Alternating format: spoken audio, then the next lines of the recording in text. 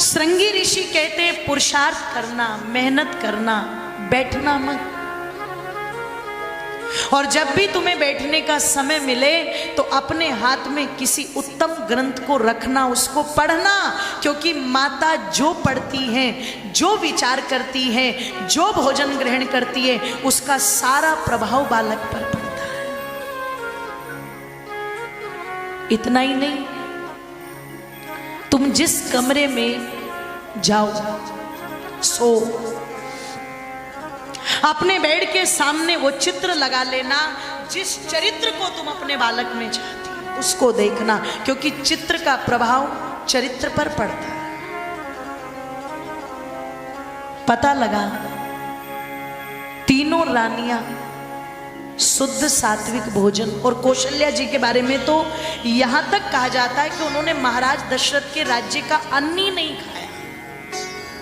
सूत काटती थी, उसे किसी गरीब किसान के यहाँ भिजवाती थी, और जो खरीद ले तो बदले में शुद्ध अनाज किसी गरीब के खेत का उगा हुआ वो मंगवाती थी, और उसे खुद चाकी पर पीस करके उसकी रोटी बना करके कौशल्या जी खाती थी, ताकि मेरे बच्चे के अंदर कोई आलस, प्रमाद, लोभ, मोह, क्रोध, कोई भी ऐसा दूषित विचार न जाए, एक उत्तम संतान को मैं जन्म दूं। क्योंकि जननी जने तो भक्त जन या दाता या शूर, और नहीं तो जननी बांझ रहे काहे गवाए नूर। अरे पैदा करना है तो कोई देशभक्त पैदा करे, धर्म भक्त पैदा करे, आदर्शवादी संतान पैदा करें। अगर आपने निकम्मी निठल्ली संतानें पैदा कर दी तो उनको गाली बाद में मिलती है माताओं, और पैदा करने वाली को गाली पहले मिलती है। एक माँ का बहुत बड़ा कर्तव्य बनता है, और एक माँ इतनी ताकत रखती है कि वो जैसी संतान चाहे, जोर से बोलो, वैसी बना दे। इसलिए शास्त्र क्या कहता है? माता निर्माता भवति। माँ निर्मात्री है, निर्माण करने वाली। एक माँ अगर पूरी तबीयत के साथ बच्चे को सुधार दे तो दुनिया की कोई ताकत उसको बिगाड़ नहीं सकती। और एक माँ यदि पूरी तबीयत के साथ बच्चे को बिगाड़ दे तो दुनिया की कोई ताकत उसको सुधार भी, जोर से बोलो, इतना बड़ा प्रभाव माँ का। इसीलिए कहा था किसी ने कि जिसको नहीं देखा हमने कभी, न जाने वो सूरत क्या होगी। ऐ माँ तेरी सूरत से बढ़कर भगवान की सूरत क्या होगी। इतना बड़ा अधिकार एक माँ का, इतना बड़ा सम्मान एक माँ का, जानते हो क्यों? क्योंकि बालक की सबसे पहली गुरु ही माँ है। मातृवान पितृवान आचार्यवान पुरुषो वेदा। पिता का नंबर बाद में आता है, आचार्य का नंबर बाद में आता है। सबसे पहले बच्चा जिसके गर्भ में ही सीख रहा है सब कुछ, जिसकी गोद में सब कुछ सीख रहा है। दुनिया का कोई भी व्यक्ति उसके तरफ जाने को बालक तैयार नहीं। वो छोटा सा है, वो किसी को नहीं जानता, पर अपनी माँ को जानता है। उस बालक पर सबसे ज्यादा प्रभाव माँ का पड़ता है। अब अगर माँ कौशल्या जैसी है तो राम जैसे सुपुत्रों को जन्म दे। अगर माँ देवकी यशोदा मैया जैसी है तो भगवान कृष्ण जैसे व्यक्तित्व को पैदा करेगी। अगर माँ अंजना है तो बजरंगबली हनुमान को पैदा करेगी। अगर माँ सुभद्रा है तो अभिमन्यु जैसे वीर को पैदा करेगी। अगर मेरी माताओं निवेदन कर दूं, माँ विद्यावती है तो वो भगत सिंह को पैदा करेगी। अगर माँ जीजाबाई है तो वो छत्रपति शिवाजी को पैदा करेगी। अगर माँ जयंताबाई है तो निवेदन कर दूं आप लोगों के मध्य में, वो पता चला महाराणा प्रताप को पैदा करेगी। लेकिन यदि माँ टीवी के सामने बैठी और रिमोट उसके हाथ में है और वो वहां पर बैठ करके ठुमके देख रही है किसी के, तो फिर मैं कह दूं वो किसी देशभक्त, धर्मभक्त, आदर्शवान संतान को नहीं, वो नचकइयों को पैदा करेगी।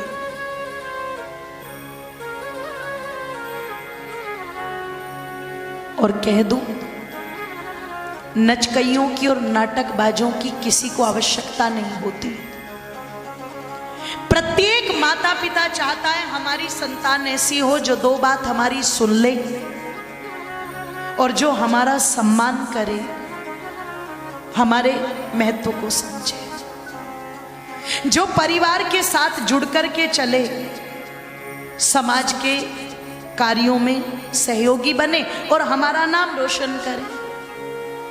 ऐसी संतान अगर बनानी है तो जो टीवी पर षड्यंत्र दिखाए जा रहे हैं उन षड्यंत्रों को छोड़ना होगा और तुम्हें मंत्रों के साथ जुड़ना होगा। षड्यंत्र ऐसी संतान को पैदा नहीं करते, पर वेद के मंत्र ऐसी संतान का निर्माण जरूर कराते।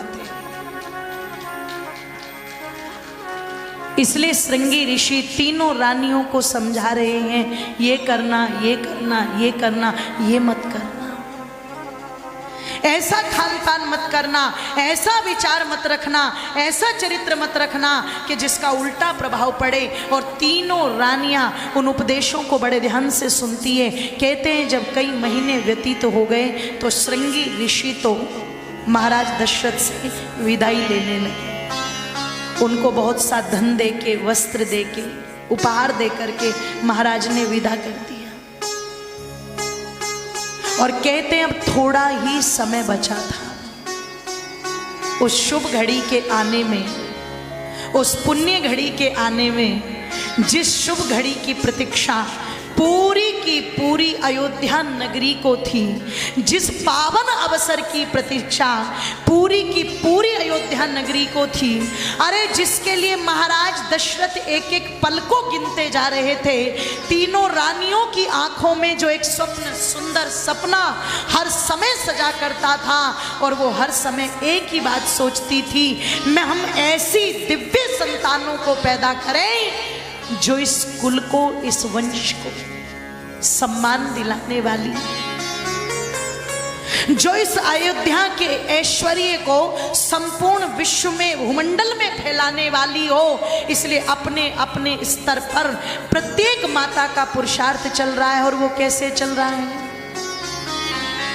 कि संसार की माता ही तो निर्माता है,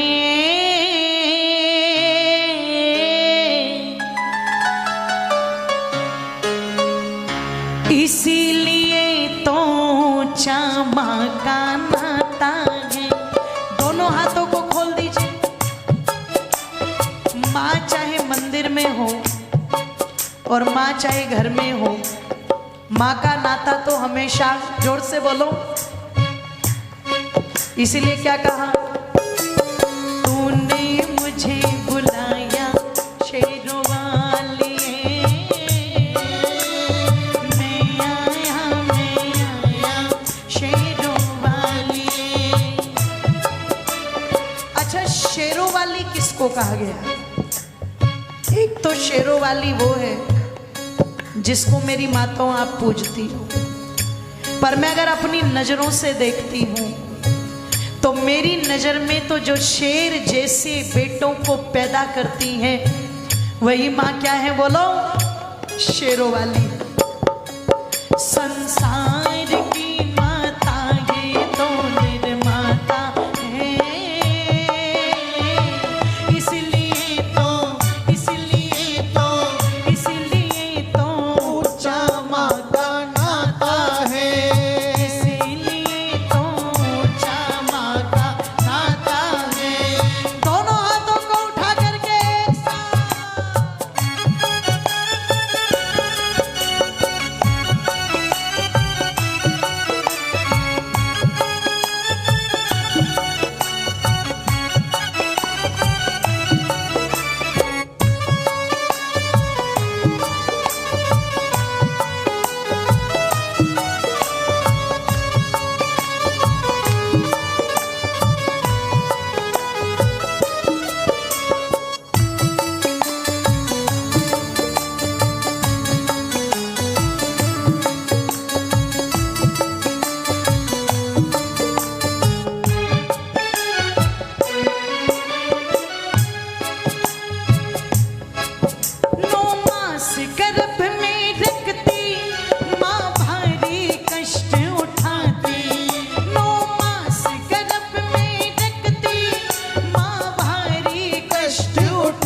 पी